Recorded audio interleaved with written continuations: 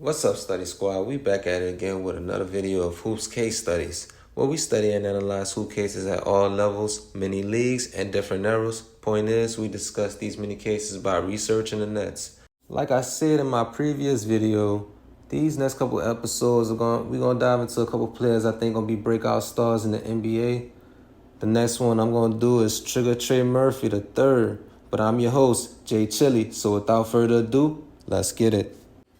It's always a joy to talk about players from my team, so I'm going to have a little fun with this one. Just as much fun as seeing this guy play basketball. You know, Trey's first impression was 2021-2022 Summer League when he fired off for 28 points, 12 rebounds, and 5 assists a game. Expectations from the beginning were already exceeded just from this first showing. You know, his main role was supposed to be a 3-and-D player, but he's shown flashes to be a potential all-star. There are a number of players that assume the 3-and-D role, some like a lot of great players. A few notables that I was consider that's elite are like Cam Johnson, Derek White, Kentavious Caldwell-Pope, Klay Thompson, Keldon Johnson, Bobby Portis, Caleb Martin, Andrew Wiggins. All these players may not be, first options or all-stars with the exceptions of Wiggins and Clay, but they are essential to the success to their respective team. I would have put Mikal Bridges on this list too, but I think his role changed on the Nets as he is a first option now. But Trey will become the best 3-and-D player in the league and possibly an all-star, and I'm going to make the case. Okay, so the case for Trey Murphy, he is a wing 3-4 positional, standing 6'9", maybe 6'10", with a 7'1" wingspan. His main skill is shooting, as he shot 40% from the 3 from his career, and he's for sure a launcher. He has exceptional range with his size, high arc, and at a smooth release, it's pretty much impossible to bother or block his shot. His form is a beauty, so simple, fluid, and efficient. There's times where he's so money that the net doesn't even move when he makes it. Literally placing the ball in the center of the rim, center of the net, is just ridiculous.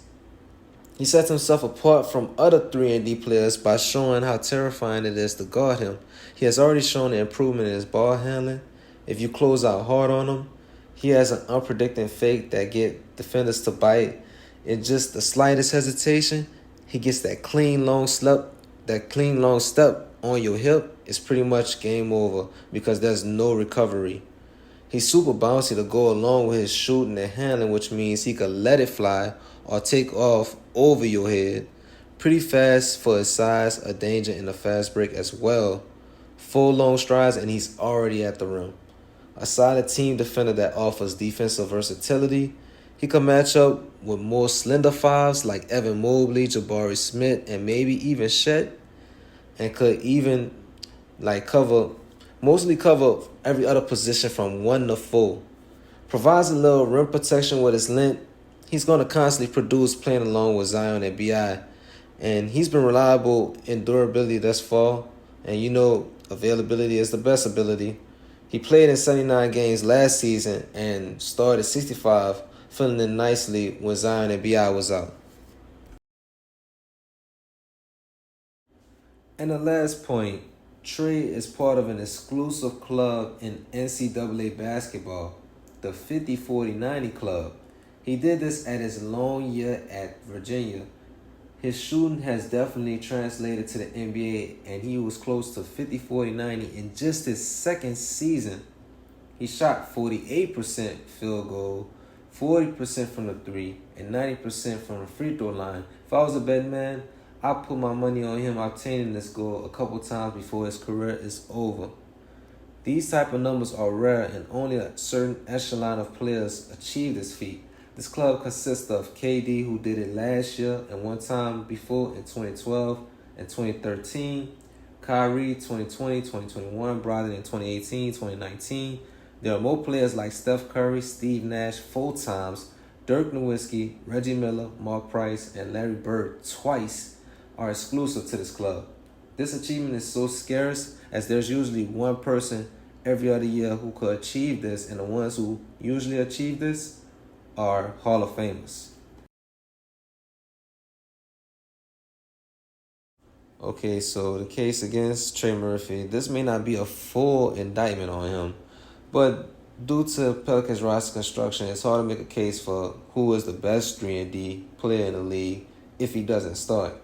All of these players are listed as elite 3-and-D players in the league started, except for Portis.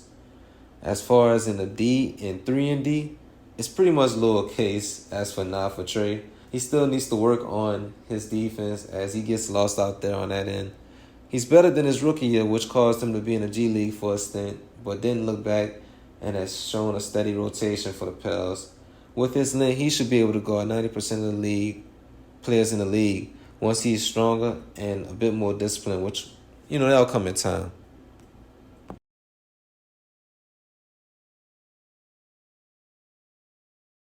When it comes to a player having an arc, it's usually associated with doubters or whatever shortcomings this player might have had, and this will be the thing that will give him an edge on his approach to his career.